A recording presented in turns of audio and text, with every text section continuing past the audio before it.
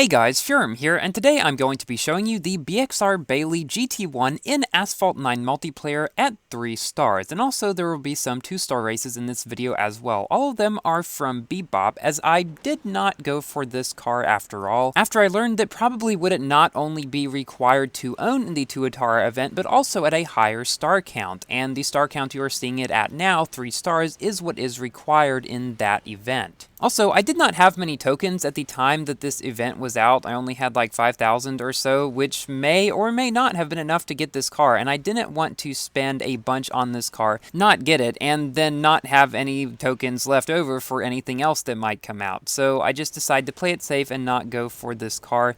Currently, I'm pretty happy with that decision because now I'm up to over 10,000 tokens, which is 5,000 or 6,000 more than I would have if I had gone for this car, which I probably would have never used because I can't get the TUATARA anyway, because you have to have this car at 3 stars, and you have to have the Stingray. So that is the story of why I do not have this car, and while it actually is a very good car overall, I'm not sure how worth it really is to unlock this thing, unless you are specifically going for the TUATARA and have the tokens to spend to get this thing to 3 stars, which somebody said took around 12,000 tokens for him. But Bebop is testing this car in 3 stars in Legend League, and this is in the Unbreakable season, I believe, and the ones in the 2-star are going to be in the Slipstream season from before. In that race, the Bailey beat a Rimac and a Sheeran, so this car's biggest strength is definitely its top speed. Its nitro efficiency looks good, but it seems rather fake. At least the 71 does not last as long as other 71 nitro efficiency cars,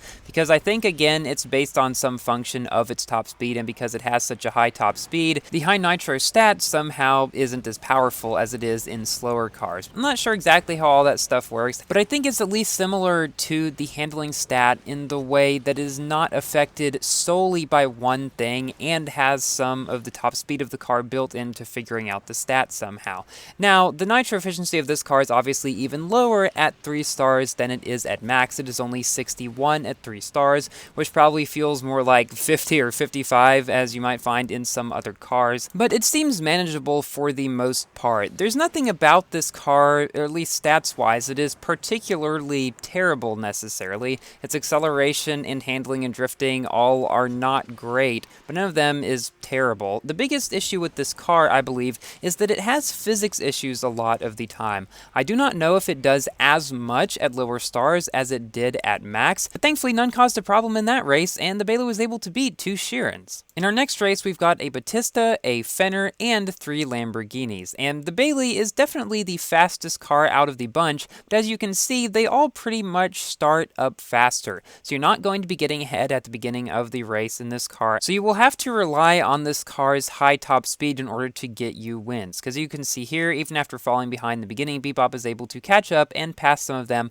although because this car's nitro efficiency nor acceleration are particularly amazing, it is not able to maintain a very high top speed for a lot of the time on the track. And this is also partially due to its not so amazing drifting, and the speed while drifting as well. When we first saw the stats for this car at stock and then at max as well, we noticed that pretty much all of them were identical or nearly identical to the stats of the Tri-Nemesis, but with a better nitro efficiency by about 20. Well, the nitro is not as good as we thought, and the drifting is not nearly as good as that of the Tri-Nemesis.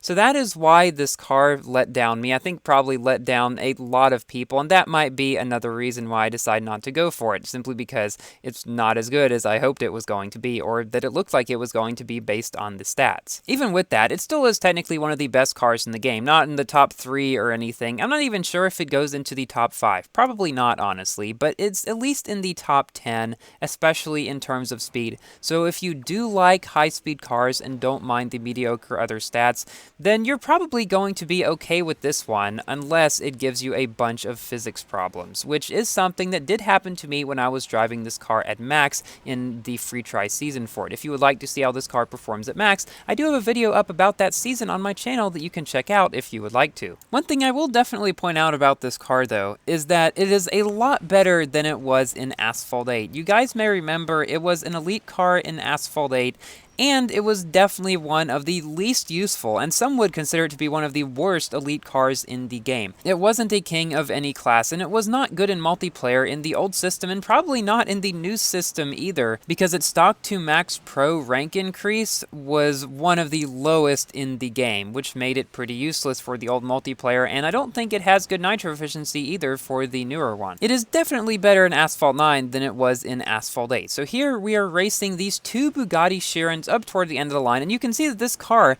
has pretty similar speed to that one. It's actually faster than the Chiron. It's faster than every other car in the game except the TUATARA, the Jesko, and the Regera, with an extremely similar top speed to that of the Trion Nemesis. Here we don't beat those Chirons, but do beat a Jesko, and in this next race we are facing two Chirons again on US Midwest. This race actually turned out to be extremely close, and remember, all the races in this video with Slipstream were recorded at 2 stars, and as you can see, there really isn't a whole lot of noticeable difference between 2 and 3 stars. Yesterday, I recorded the 10th and final episode of our 1.14 Purple Team Minecraft server SMP with my girlfriend Lilac Hughes, and so I will be uploading that episode sometime hopefully within the next few days. And the server has already been updated to 1.16 with a fresh new world, and so if you would like to check that out, I would definitely recommend it. And be sure to join the Discord if you would like to keep up with updates on that or with anything else in the Purple Team community, and you can chat with over 2,000 other members in there. I will put a link to that in the description as well. So the end of this race is surprisingly similar to the end of the other US Midwest race against the two Chirons.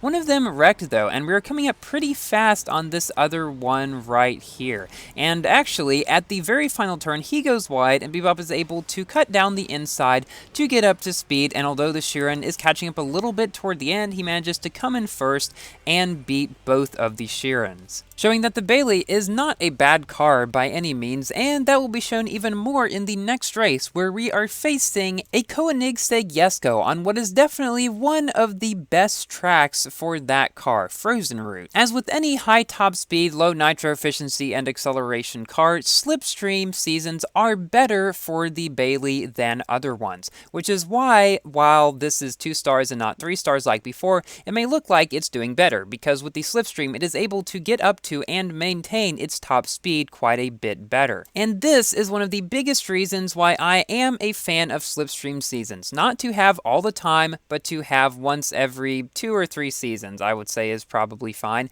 because it allows people to have a really good chance in some of these cars that you don't see normally that have super high top speed, because they're overshadowed in the normal seasons by those cars that are a lot easier to drive and are able to get to their top speed and maintain it without help of Slipstream. I just feel like Slipstream seasons are going to have a better variety of cars overall, because in the normal season, like, almost all you see is Huracans and Corvettes and Huayras. At least in this season, there seem to be a lot more variety, because people know they have a good chance of doing well in these high top speed cars, as the Jesko and the Bailey did in this race, and the Bailey beat the Jesko here. We are now moving on to our final race, which is against 2 Bugatti Chirons and some Corvette Grand Sports and Huracans. You can't escape them completely in these seasons. But you know what? Kind of ironically, in the Slipstream season, the Bailey's poor acceleration is almost an advantage, because it's able to get slightly behind the other cars at the very beginning of the races,